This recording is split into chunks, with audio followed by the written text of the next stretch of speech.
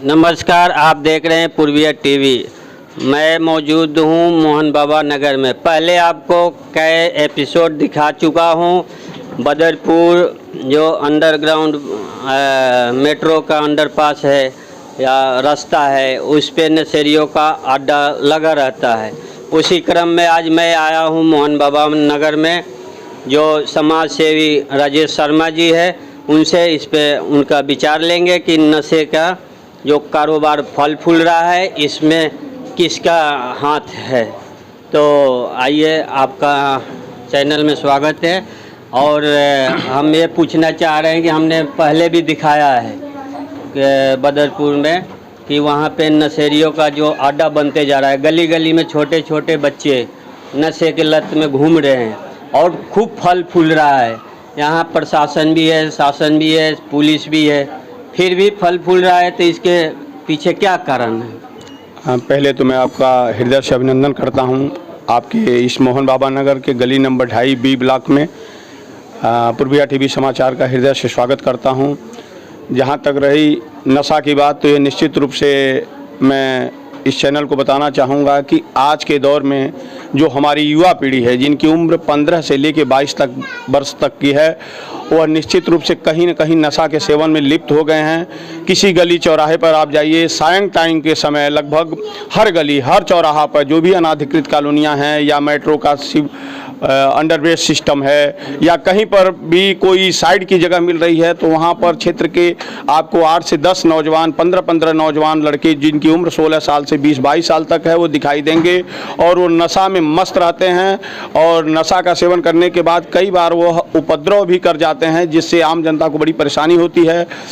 मैं इसमें दोस्तों घर के गार्जियन को भी देना चाहूँगा कि अपने बच्चों पर वो ध्यान दें कि आपका बच्चा कहाँ जा रहा है, क्या कर रहा है, या इतने देर तक घर से बाहर क्यों निकला है, इसका क्या कारण है। तो बच्चे पे ध्यान दे, वो बात ठीक है, लेकिन बच्चों का जितना अधिकार दिया गया है, अब उसको आप डांट नहीं सकते, बोल नहीं सकते। यदि डांटते बोलते कुछ कर लेता है, तो उसमें भी आदमी फंसता है। तो इसलिए लोग कहते हैं जो कर रहा है करने दीजिए। नहीं सर, आपने सही कहा सर कि गार्जियन कई बार अपनी व्यवस्थावश बच्चों को नहीं बोल पाते, बच्चे मानते नहीं हैं और उनके मन में एक अंदेशा भी रहता है कि कहीं बच्चा हमारा कुछ कर ले तो हम फंस ही भी जाएंगे। दूसरी बात ये, लड़का भी जाएगा, हाँ लड़का भी हाथ से जाएगा, तो कहीं ना कहीं यह माया का संसार है, तो इसमें भाई गार्जियन दब जाता है। मैं पुलिस प्रशासन से भी अनुरोध करना चाहूँगा, जो भी हमारा पुलिस प्रशासन है, कि आप सायं टाइम के समय थोड़ी गलियों में गश्त लगाते रहें और इस पर थोड़ा ध्यान रखें। जो भी बच्चा बिना बेवजह कहीं गली में खड़ा है, तो आप अगर 7-8 बच्चों का झुंड है तो आप वहाँ पर पूछ भी सकते हैं। प्रशासन के पास अधिकार है पूछने का कि भाई आप यहाँ क्या कर रहे हो, क्या ज़रूरत है, क्यों खड़े हो। अगर कोई भी बच्चा ऐसे बेवजह खड़ा होता है तो वहाँ से उसको भगाया जाए और ये कहा जाए डांट समझा के कि भाई आप अपने घर जाइए, और अगर दोबारा फिर हमें आप मिले, प्रशासन के द्वारा यह उन्हें संदेश देना चाहिए, दोबारा अगर मिले तो फिर हम दूसरे रूप से आपके साथ व्यवहार पेश करेंगे। आप समाज सेवी, वरिष्ठ समाज सेवी हैं और RWA प्रधान भी हैं, तो इस नाते आप क्या करना चाहेंगे कि मतलब ये सब पे लगाम लगे?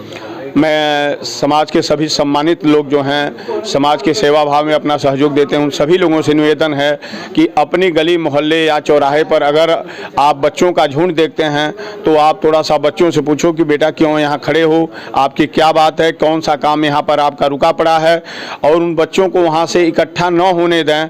और हर घर घर में मतलब जो भी गार्जियन हैं जहाँ आपसे मिलते हैं, उनको भी ये संदेश दें कि भाई आप अपने बच्चों पर ध्यान दें, क्योंकि कई बच्चों का झुंड दिखाई देता है जो कहीं न कहीं नशे के वो में मस्त रहता है, और उससे कोई बात करो तो चूंकि नशे में इतना मस्त रहता है कि उसके समझ में ही नहीं आता है कि ये सामने वाला हमें क्या कह रहा है। तो यह समाज के लिए एक बहुत बड़ा अभिशाप है, कलंक है, हमारे भावी पीढ़ी के लिए भी बहुत बड़ा अभिशाप है, जिससे हमारे देश के लिए भी एक बहुत बड़ा अभिशाप है नशा। मैं टीवी चैनल के भी माध्यम से, आप लोगों के समाचार के भी माध्यम से निवेदन करना चाहता हूँ कि आप लोग इस समाचार को अधिक से अधिक प्रकाशित करें, जिससे हर व्यक्ति के अंदर यह भाव आए कि वह नशा के प्रति अपने बच्चों को सजग करे और उनको समझाए बुझाए। कुछ लोग आगे तो आने चाहते हैं, लेकिन वो इतने मस्त रहते हैं, ब्लेड रखते हैं, चाकू रखते हैं, कि यदि हम उनको डांटते हैं या बोलते हैं तो कहीं ब्लेड न मार दे, चाकू न मार दे। और सबसे बड़ी बात यह है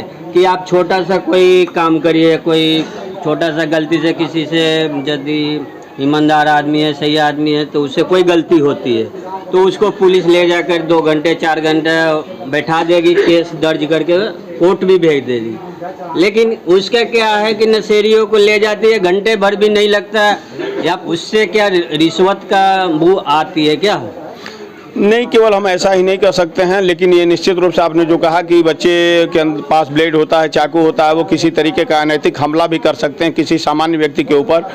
तो इस ओ में मैं तो एक RWA का प्रधान होने के नाते और समाज का एक वरिष्ठ सेवाक्रम में शामिल होने के नाते मैं ये निवेदन करना चाहूँगा कि अगर आपके पास कहीं ऐसी शिकायत मिलती है और कहीं आपको ऐसी दिक्कत आती है तो हम लोगों तक भी ये बात आप पहुँचाएँ और हम पुलिस प्रशासन के साथ सहयोग लेकर उनके साथ इस तरीके की जाँच में भागीदारी करेंगे, जिससे पुलिस प्रशासन हमारे पास मौजूद रहे, जिससे कि अगर कोई बच्चा किसी तरीके की शरारत करता है तो प्रशासन की निगरानी में हो और प्रशासन के सामने हो। तो हमारा लास्ट जो सवाल था कि जैसे नशेड़ियों को, पॉकेटमारों को पुलिस क्यों नहीं रोक पाती है?